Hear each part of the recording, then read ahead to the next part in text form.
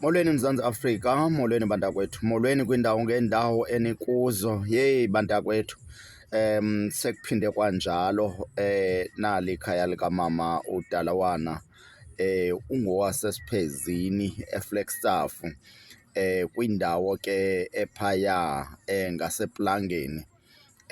Xa usuka ke kumhlaba waseLusikisiki udlula kuBhukazi, uvusa indawo engathi yenyuka, uzawuphumela ke ngaphezulu ufumane ke ikhaya likamama uDalawana.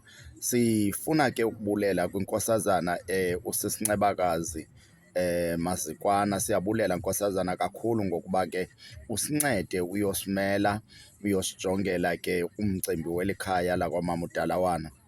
Bantakwethu, ngumama lona oneminyaka eyi-74, uyabona, 74. Ndicela ujonge nakuya kunezikroba apha ngaphakathi endlini, ukhehlekazi uhlala kunjalo. Bantakwethu, masiyithethe inyaniso kule meko ifana nalena.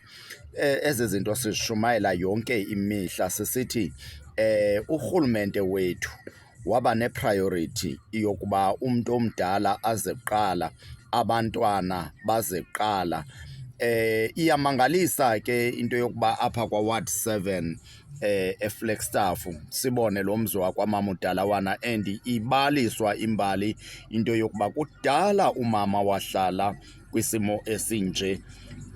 Bantakwethu, hayi babhem, ngeke masilweni sizame kangangoko sinako.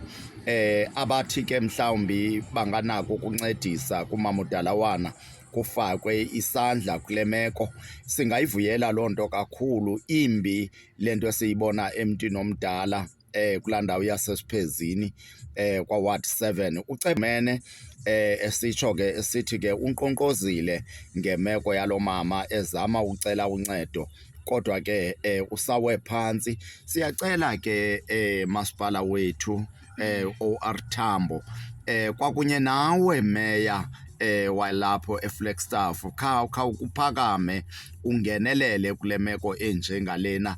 Akusikuko bantakwethu into yoba sive sithule imeko inje. Umanyano Initiative ke lisaza kuphathela ke indaba phaa kwezishushu.